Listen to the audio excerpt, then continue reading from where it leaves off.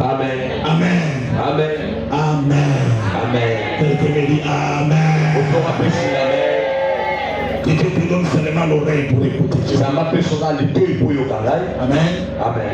Nous allons parler comme prophète. Et nous allons parler aussi par connaissance. Mais que Dieu fasse grâce que nous les prenons.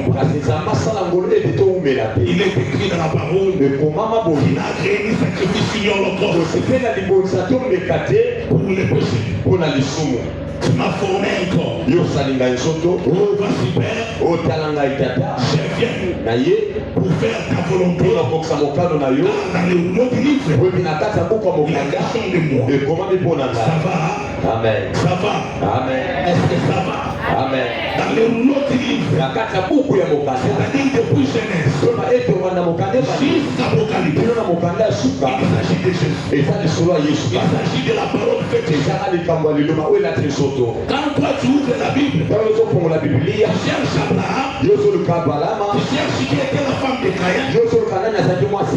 Mais nous savons que dans le rouleau du livre, c'est-à-dire dans la Bible, il n'est pas question d'Abraham, il n'est pas question de notre prophète, il est question de Jésus. Donc Genèse chapitre 1. Chapitre 22. Toute la prophétie. Toute la prophétie. Il s'agit de Jésus. Maintenant, saisis-moi bien.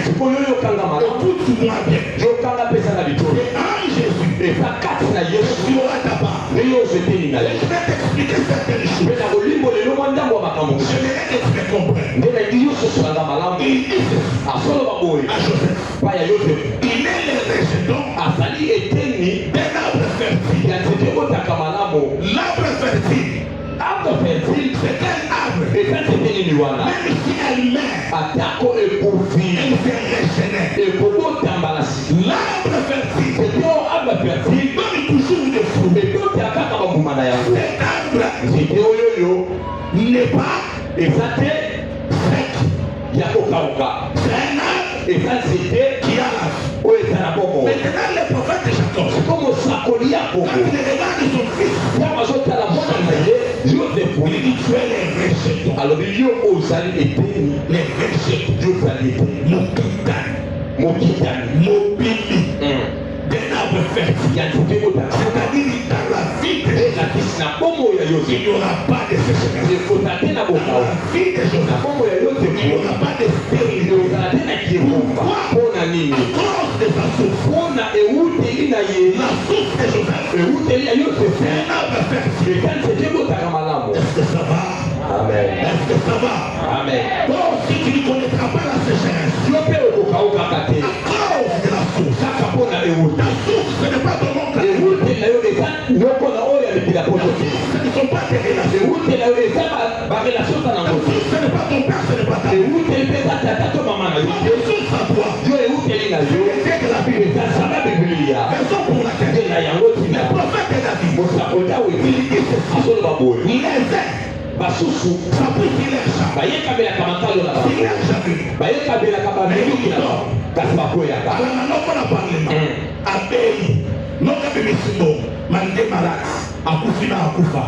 Parce qu'il s'est appuyé. Mais nous, nous appuyons. Le Dieu d'Abraham, le Dieu d'Isaac, le Dieu de Jacob. Pourquoi tu m'appelles Sinaïté? Lobby, non les Kofongama. Les Kofongama. Qui est ici? Je ne mourrai pas. Je n'ai quelqu'un qui ne mourra pas. Je ne mourrai pas. Je suis frère.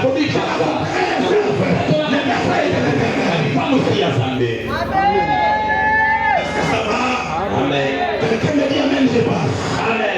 Quelqu'un ajoute Amen, je passe. Il dit ceci. Les bénédictions. Je commence par les bénédictions. Après, il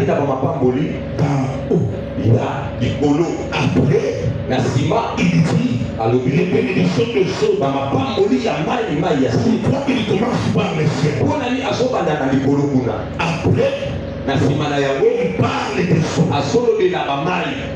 C'est profond. eza mosindo C'est un sens très profond. eza na eloko elikalisakoli La bénédiction mapamboli doit commencer au ciel. eboki ebandela na lola Car il est écrit, po emekomama c'est la bénédiction eza lipamboli de l'Éternel ya yawe nzambe qui enrichit. nde epulukisaka Et les effets suivent. mpe elanisamaka te Donc, chagrin donc, nous la chagrin pour le bâtir. Donc, nous me sommes dans l'ingala, nous allons bien en français. Donc, aux autres, c'est la bénédiction de l'Éternel. eza lipamboli na nzambe Et les effets suivent. Donc, chagrin pourquoi quand le prophète parle de la bénédiction, il parle de l'autre côté du chagrin? mpona nini mosako awa lipamboli awa kotomawa Et il dit c'est la bénédiction de l'Éternel qui enrichit. mpe abi lipamboli ya nzambe kaka nde Pour ça, il ne peut pas se limiter mpona nini akosukila te à ce niveau-là. na epimelo Et il wana ajoute, mpe azobakisa rien ne peut se suivre. mpe ekoki te kolandisama Donc, chagrin donc de ce côté, nous avons la bénédiction. toba ete na ngambo kote toza na De lipamboli l'autre côté, nous avons mpe na ngambo mosusu ozali na les chagrins, c'est la malédiction. chagrin sabonakila mabe Amen. amen Il n'y a jamais eu de bénédiction à mon mot. Bénédiction sur la télé. Malédiction à Zara. awawa Amen. amen Raison pour laquelle dans l'ancienne alliance, eza tuna na bokania quand le souverain sacrificateur nganga nzambe mokonzi prononce la bénédiction, atiatoli bopambolami il doit aussi prononcer ebongi mpe atiatola la mort, la malédiction à haute voix la mort. Il dit tu seras béni. abi Tu okopambola seras la tête. okosala Et motu non la queue. okosala Tu mokila seras le premier. okosala ya Et yambo non le dernier. okosala ya Tu suka seras grand. okosala Et motu non petit. okosala Après mokili ça, na nsima na il yango prononce la malédiction. ayesi ko alobi olatela Il dit tu seras la tête. abili ozala mokili Et non la tête. kasi moto Tu te seras maudit. wana na kati Même ebanga si le prophète, kasi awa il mosango dit c'est la bénédiction azoba eza nde de lipango l'Éternel ya yawe qui enrichit. nde ekulukisaka mpe elandisamaka na ngolakeli mabeatakote mpona nini Parce que les chagrins, wete oyo la malédiction, olakelami va mabe tomber sur une autre personne. oyelaki motu mosusu Est-ce que toyokana? Yo na kati ya lipamboli na oyo chagrin eza te. amen Na kati ya lipamboli no elakeli mabe eki otelema te. amen Parce que il est écrit, wete ekoma maudit alakelama mabe oyoyo qui est bandit bakameli na ekulusu Galates chapitre 3. ala chapitre 3 Jésus yesu est devenu ye akoma malédiction. olakelami mabe yo Personne moto qui te est ta mère, ata mama na yo ata papa na yo il est sorti ata avec bandoki lui. eza Il est oyo sorti de l'avenir. ata bandoki ya sorti du village. ata bandoki ya koka te bakoki Personne. nasoma motu moko te oyo moko Il te peut être maudit. akoki kolakela La mabe malédiction. kolakela mabe na yo yango ekwea likolo na yesu amen Est-ce que ça va? amen yango nazwi courage, nazwi kasu, nazwi audace ya koloba na yo sois béni. amen Nabakisi lisusu sois béni. pambolama lisusu Nabande lisusu sois béni. nazongeli pambolama Mais il dit la bénédiction des cieux. kasi azoloba mapamboli ya bapata La bénédiction de... cieux La bénédiction de quoi? La bénédiction de... cieux Après il dit na nsima azoloba la bénédiction des eaux bamapamboli ya bamai d'Amba. kasi bamai ya se Voilà. Voilà. On commence par le ciel. babandeli na lola Après il dit les eaux. apres alobi Tu vas bamai bien les awa nde Je bobozo demande au prophète Moïse, nazotuna mosakoli prophète, mosakoli ton frère le prophète est Jacob. ndeko na yo mosakoli ya kongo Il a dit la bénédiction alobi lipamboli des cieux. ya lola Qu'est-ce qu'il voulait dire? nini alingaki aloba Je wana demande à Moïse, Deutéronome, dans 108 Deutéronome. na mokanda Deutéronome Ceci est aussi ça va, aussi ça peut. Chapitre 33. Deutéronome chapitre 33 Waouh!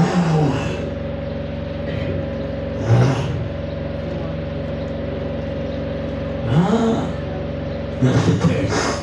Deutéronome Dit Joseph, mpona Joseph il dit, alobi son pays recevra de l'Éternel mboka na ye ekoyambaka na yawe un signe de bénédiction. na elembo ya lipamboli Les meilleurs dons du ciel. eloko ya malamu likambo ya malamu ya lola La rose.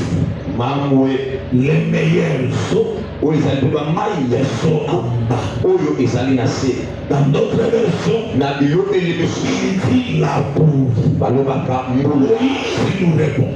moisa so ya lola Il dit la bénédiction des cieux. alobi lipamboli ya lola Donc parlait le prophète. oyo yo mosakoli yakobo alobaka Il s'agit de la boue. ezali lisolo nde ya mbula C'est-à-dire dans ta maison. toloba ete na ndako na yo Il n'y a pas de pluie. soki mbula elokaka te Il y a un désert. ekozala mabele ya Il n'y kokola a pas de rose.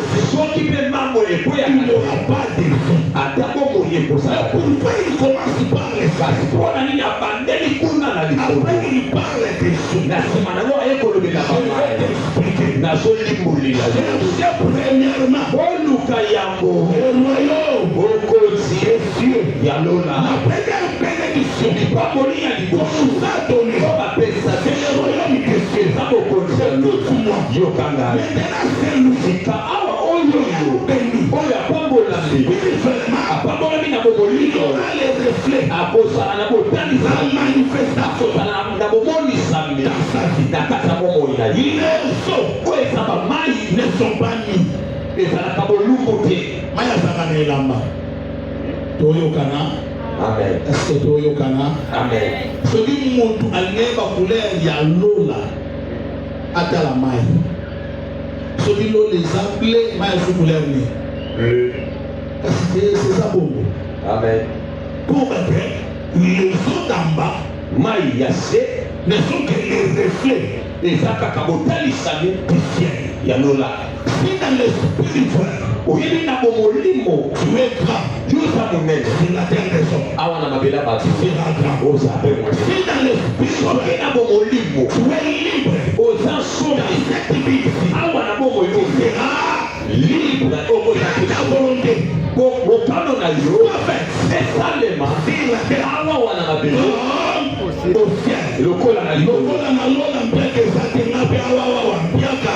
eza te Lokola kuna maladi ezatenga mpe maladi.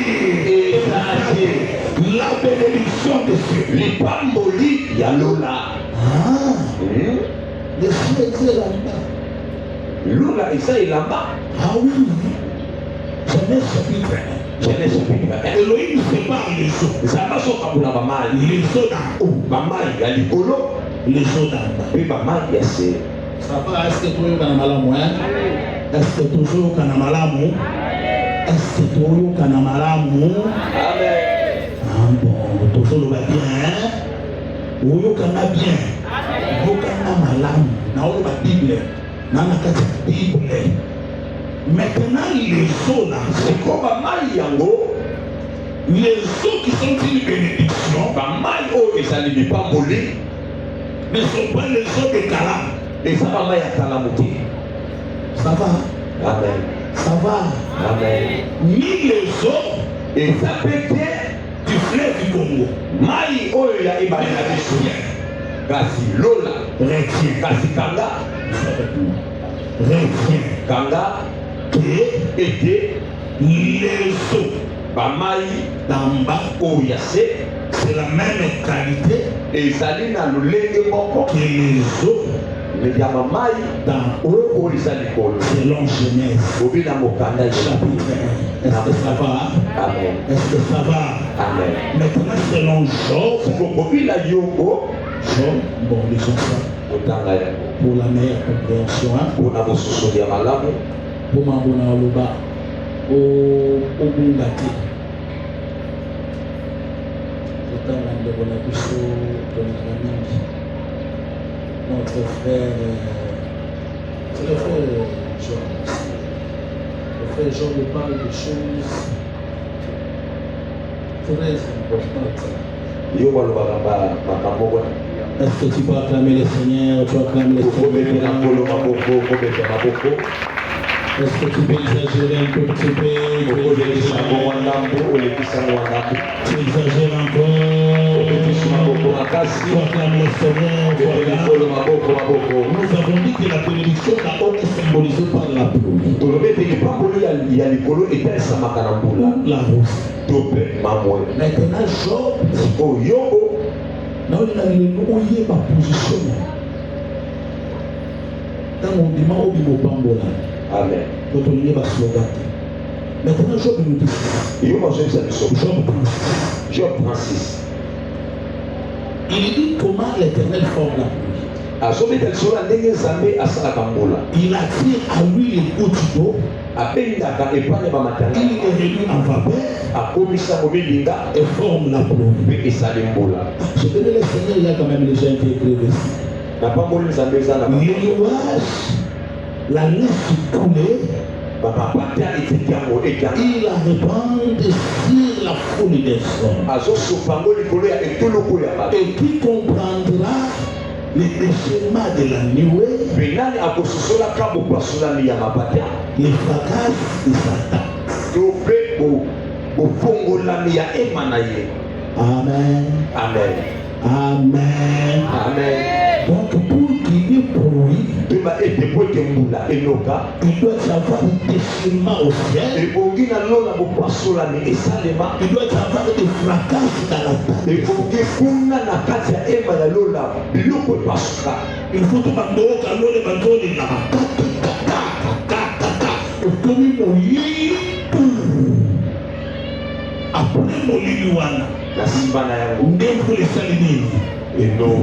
écoute-moi, malgré le temps de difficile, malgré le temps de l'humiliation, malgré le temps de la honte, malgré le temps de la sécheresse, malgré le temps de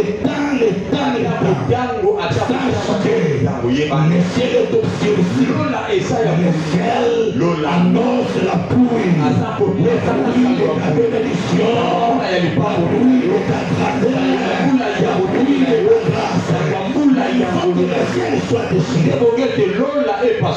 Et si je parle comme un prophète, je vais revenir dans la connaissance.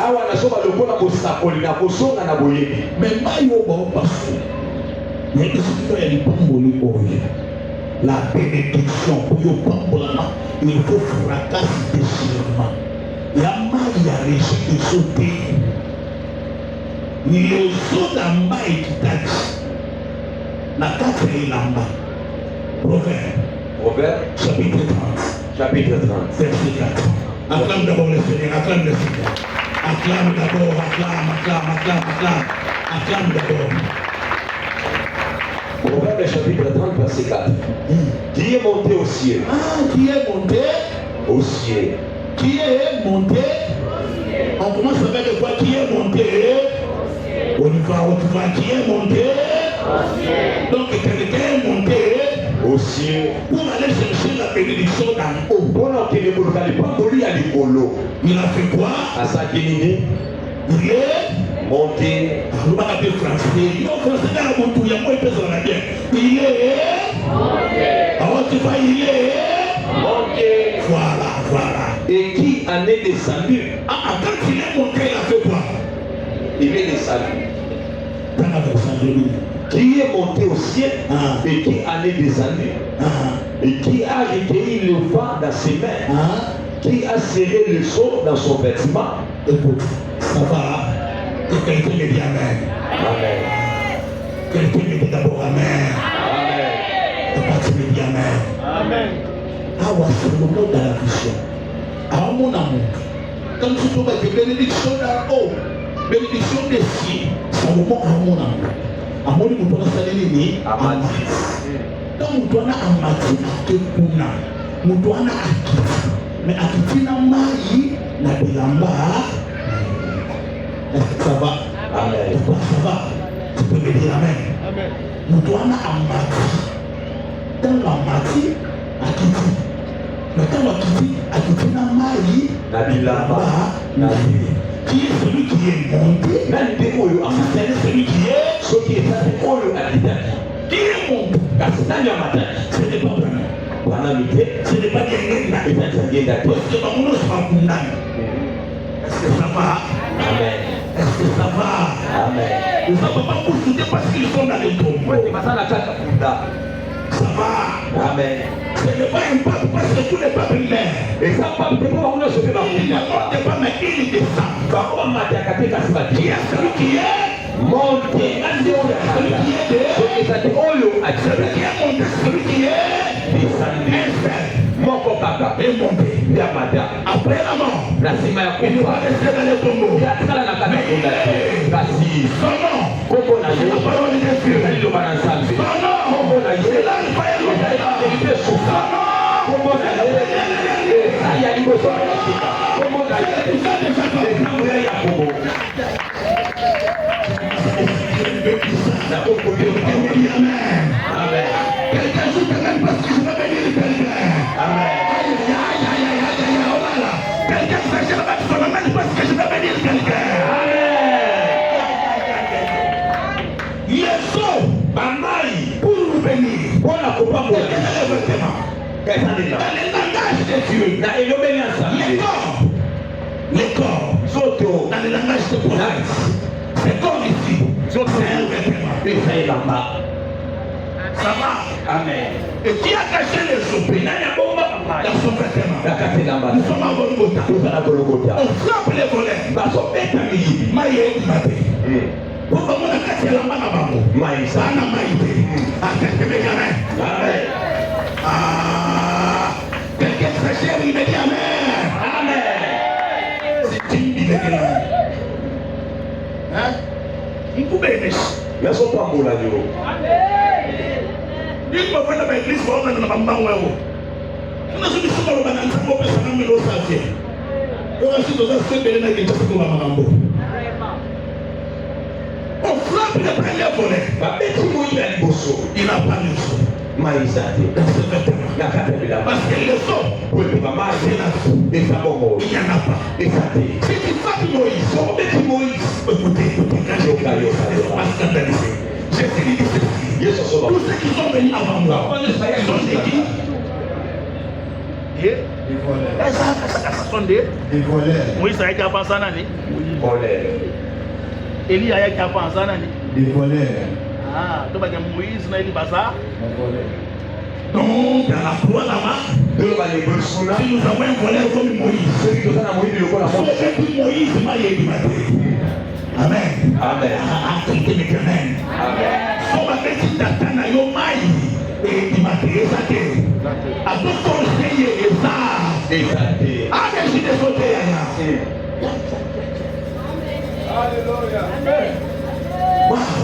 elakela déclare ekomama un soldat romain molongolo moko ya baboma il dit avec les salams aye na lance na ye avec son javelot mpe na chapelo na ye il se rappelle akanisi il dit dans le désert abi na kati esobe Moïse n'a pas frappé Josué mosi abetaka josue te dans le désert na kati ya mokili esobe esikali moto bazali na posa mai na bokauti Moïse n'a pas frappé un homme mosi abetaka moto te mais Moïse kasi mosi a frappé un rocher abetaka libanga quand moko il a frappé le rocher abeti libanga non mai fait sortir du rocher ebi na libanga il y wana a quelqu'un qui dit amen quelqu'un qui dit amen apambolama te yo opambolama poza na libanga ebibisaka mai ebibisaka libala ebibisaka bwana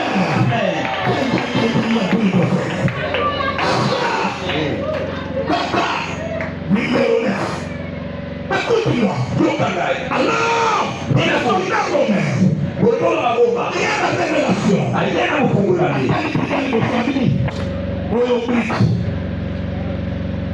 Abolo yo. Libanga kari Grèce. Wana mai ezala te. mais il regarde l'homme fini kasi atali moto akatikati celui qui a le son oyo aza na bamai na kati ya bilamba donc pour ton mai il faut te passer la bilamba na yo Amen. Gloria. Ndoki notelema onoka yo nakosila mission nayepesia azoka nini liposia losa yenesosa posofele oya oso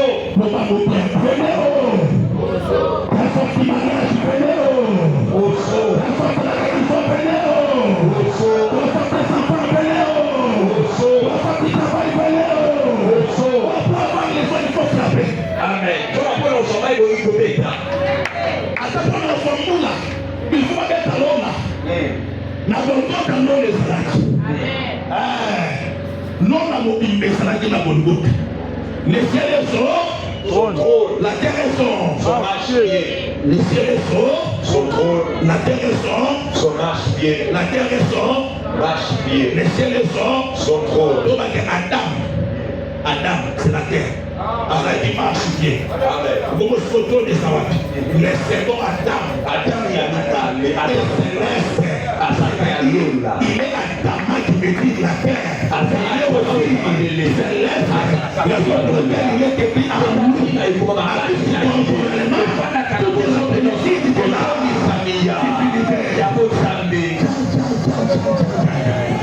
Le soldat romain Boussaï a calculé dans nos pantalons à Bétilance. Bible Soloba, Namakila, et Salinini, et Bibi, Kobelimangayelo, Kotatambola, Namai, et Sopana Mabele, Mabele, la Mabele, Mabele va nous faire que tu pourras la honte et les épines, mais il fait mal à Pomo, à partir de l'eau, Mabele dans l'eau, et puis nous s'enseigne le cœur. Amen. Aïe. So nous pouvons faire la main, nous sommes pas de main. Nous pouvons couper, nous pouvons Amen. Tu vas tout mal. Amen.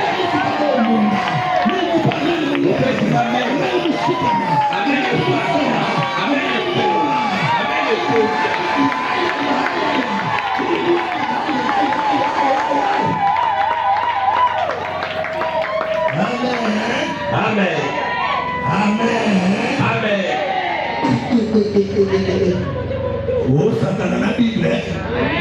On a regardé sur la géographie. Il y a une histoire. Ça,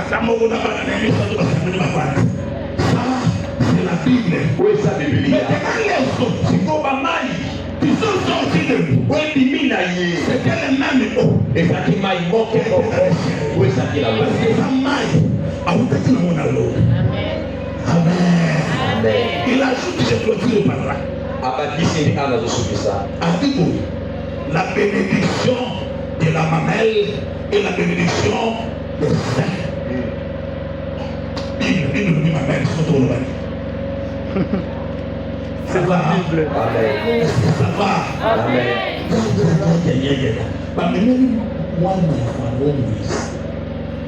Moi, je Pharaon, ça m'a dit. Abi, Nebo, Namboamon, il faut obéir. Mais là, Tolo, et ça, c'est. avec beaucoup de maman et brève. Parce que ça va être parce que bébé va être là, ça va être Ni ma bonne ça.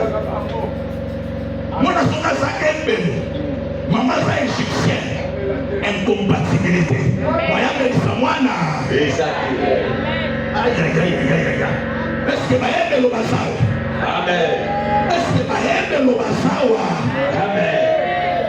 La bénédiction de la mamelle. Les pamolis à tout. Somme chapitre 8. Son chapitre 8, verset 2. Par la bouche. C'est là où l'on des petits enfants. et de ceux qui sont à la mamelle. Il a fondé sa gloire pour confondre les ennemis. Botanga malamu. Sonsambalia kotisa mobulu. Makindoti. Zelibota na bino. Aomelisa yo mabele. Amen. Ya. Mabele. Les mamelles, la nourriture, les amis parlent. Son mon ami moto, maman yoka moto et vini. Et comment réclamer fort mon moto, bâtir les motos, c'est ça. La parole et l'esprit, la parole et la puissance. Il faut m'appeler Sala et Sala. Parce que Bana est vraiment la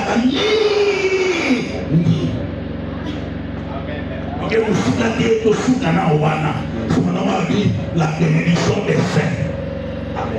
bakomi na nzambe sakoloba Abraham akufi, Lazare akufi, akeko se reposer dans les serres d'Abraham. Et Dieu va son nzambe apamboli ova biso kimia aopemisa yo obandola mutu me kimia ezali olie dongo me kimia ezali opema na yo.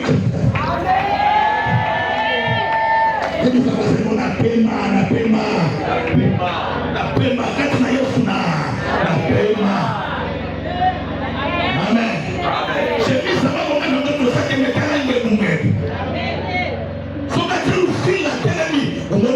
Ngoko sateli mzo ande mununa ya pamba pambo. Mais le problème de ça c'est ça nini? Amen.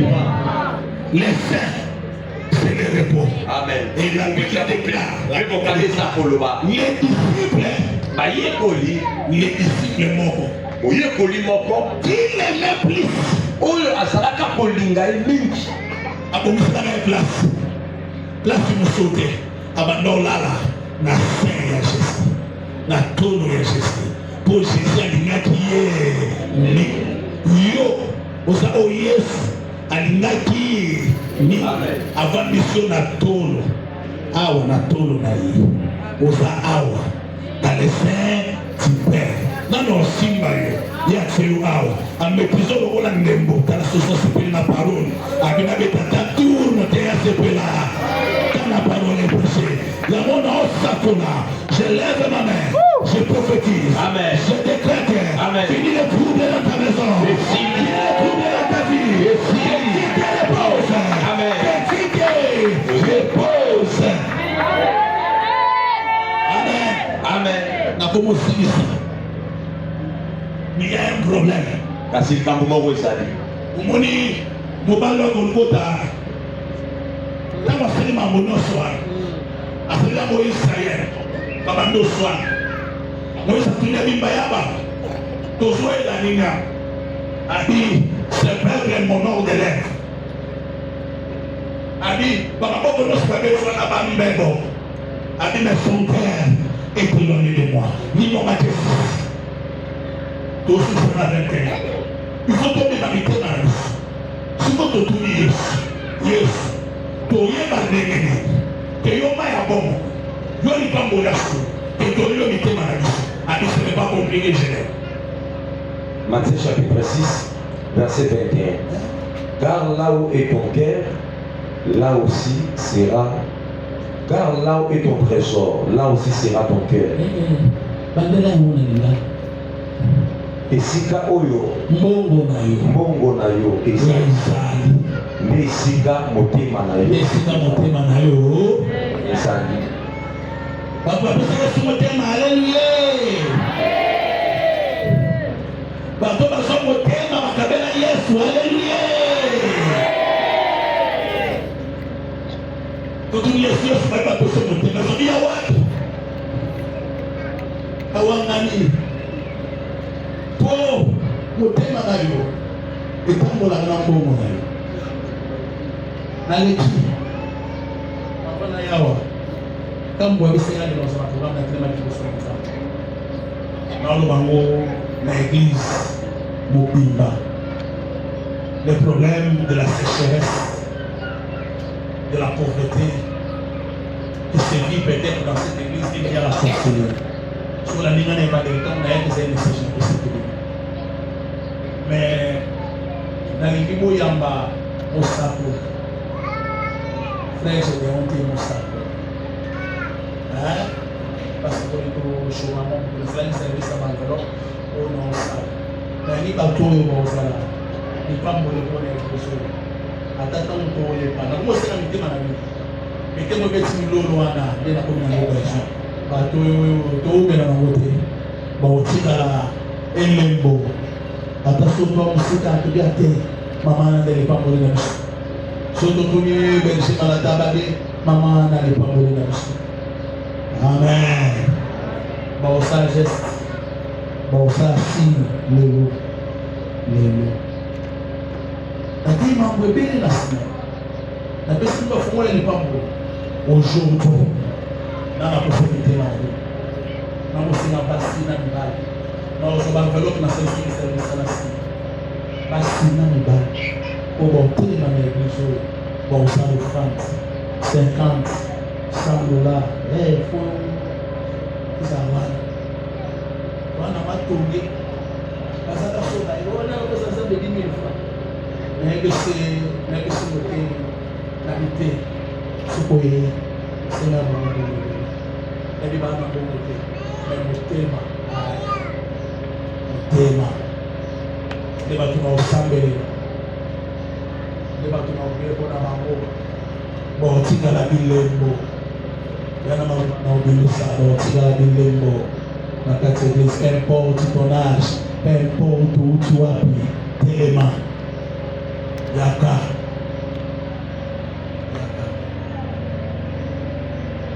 salo tokokela ngo pamba te toyebi nzambe habite bakosaki ojugu ozolesango parce que je ne sais pas oyesaka mpona mosala